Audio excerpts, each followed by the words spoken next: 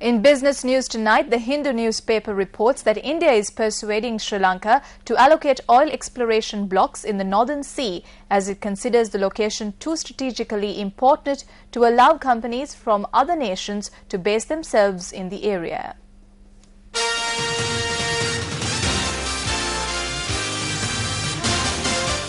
Citing diplomatic sources, the Hindu says that the two countries were trying to set up a meeting between the two petroleum ministers this month.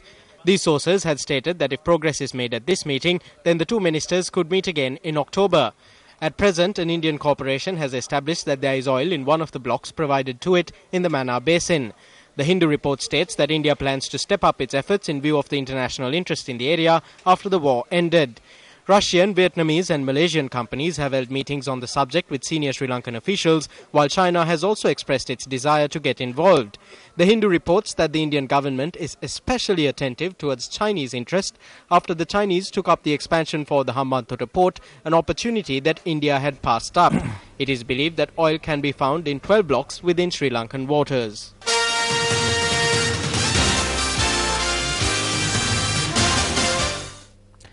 A group of animal welfare activists informed News First that a cow 8 months pregnant had been brutally beaten to death in Vallampitia. The activists, on the grounds of anonymity, also provided us with photographs of the battered animal. The cow had been at a covil in Colombo, and it is said that one of its legs had been disabled following an accident. Members of an animal welfare group, upon receiving this information, had gone there to treat the cow. However, members of the group said the cow had not been at the covil at the time the group had visited the location. The group was made aware that the cow had been sent to Vallampitia. Meanwhile, Colombo District Parliamentarian Prabha Ganeshan expressed these views to News First. The Tamil people give this to the covil out of devotion. They know that in the covil the cow will be looked after well. But I have never seen a cow being taken in this manner and beaten on the head in any covil in my life. When we made inquiries, the officer in charge of the Vallampitia police said the location was not a slaughterhouse but a place for treating sick animals.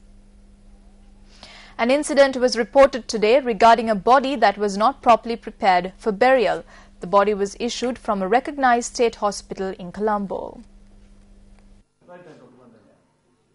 The All Island Muslim Janazah Society today undertook the responsibility of performing the final rites on the body of a Muslim individual which was lying at a state hospital. Although under the leadership of the chairman of the society, S.M. Omar Khattab, the body was brought in order for final rites to be performed in accordance with Islamic laws, individuals at the location were severely inconvenienced as the body had not been properly prepared for burial.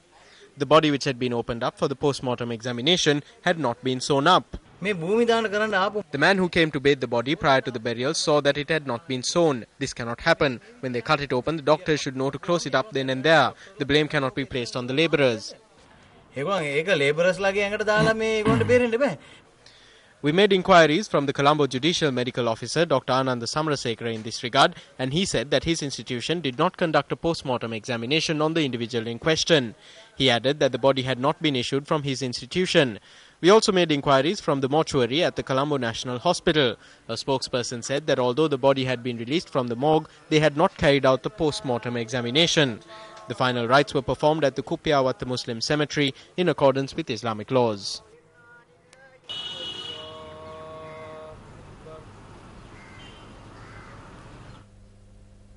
And now Punshani joins us with the very latest from the world of sports.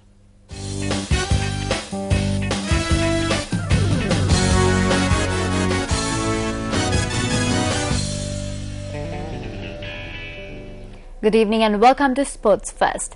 Starting off with some cricket news, a 179-run opening stand between Tilakaratne Dilshan and Mahela Jayawardene helped Sri Lanka level the tri-series at the Adelaide Oval today. With Dilshan making 106 runs, Jayawardene hammering 80 runs and Kumar Sangakkara contributing an unbeaten half-century, Sri Lanka secured an 8-wicket win against Australia in the second final. The Sri Lankans will now have to win the next match, which is the final match of the series, in order to lift the championship trophy. Let's now join former Sri Lanka Test captain Arjuna Ranatunga for an in-depth analysis of today's encounter.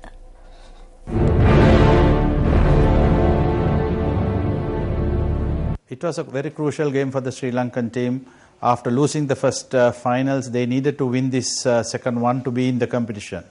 Australia won a very important toss. It was a very good batting track, but looked a very slow and low wicket, quite similar to some of the subcontinent wickets. They started very slowly. When Sri Lanka bowled about 20 to 25 overs, the rate was about 3.5 to very close to 4 runs an over. That's where the Australians went wrong. On the other hand, a lot of credit should go to the Sri Lankans. They started with a spinner, Dilshan. He bowled pretty well and got rid of one of the openers. But key figure was Michael Clarke. He played a very crucial innings with Warner. They had a very important partnership. On the other hand, Sri Lankans didn't bowl too well. Plus, the biggest issue was the fielding part. I thought Sri Lankans fielded very badly, especially the catching part was not good enough. And I'm sure that they need to concentrate on those before they play the next game.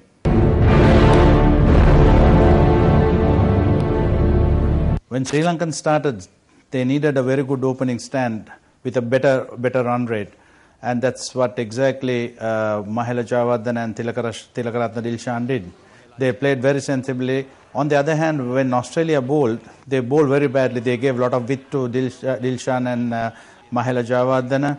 And there were a couple of very lucky shots went past the slips. But overall, I thought the two openers played really well. They took responsibility well. They needed to get something like 150 to 170. Tilakaratne Dilshan has been very consistent on this tour. I think a lot of credit should go to him after being dropped by the selectors as a captain. He came back very well. The important factor I saw on this particular tournament, he was a huge contributor to the Sri Lankan success, whether it's the bat or the ball. And that's what, it's a very good lesson for some of these other cricketers. Mahela Jayawardene played a very sensible innings. And when it comes to Sangakkara, he needed just to go and get the score.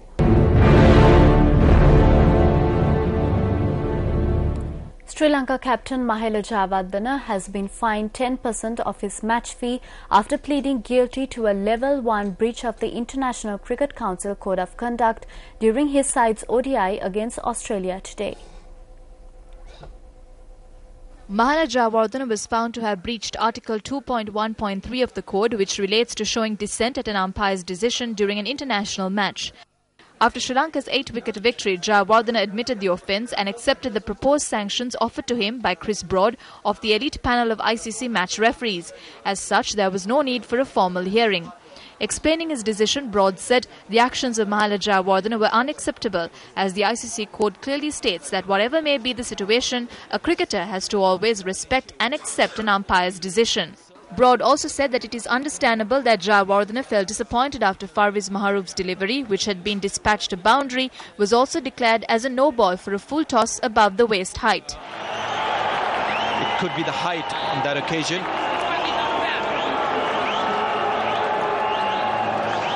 What he was saying, Mahela is saying that St. Thomas's College Mount Lavinia and Royal College Colombo will face off in the 133rd Battle of the Blues at the SSA grounds in Colombo on Thursday. Let's take a look at how the Royalists are gearing up for this encounter against their arch rivals.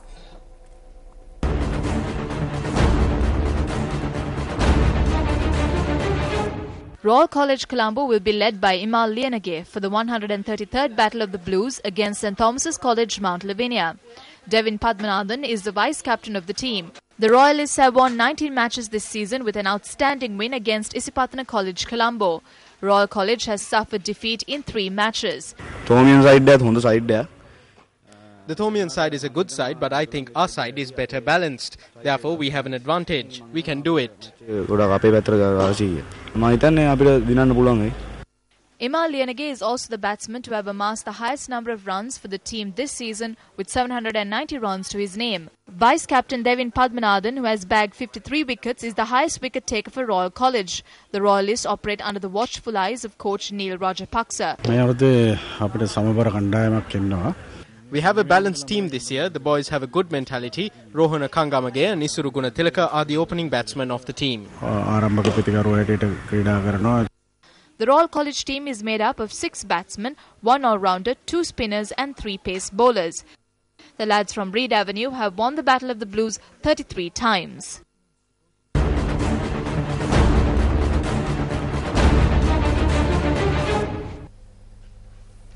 Thank you, Punshani, for that sports update. Well, that's it from all of us here at the MTV News Fest desk for the moment. Do log on to our website, that's www.newsfest.lk, for the very latest on the web and the world around you. I'm Mahina Bongzal. And I'm Ravi Gamge. Thanks for watching. Good night and enjoy the midweek break tomorrow.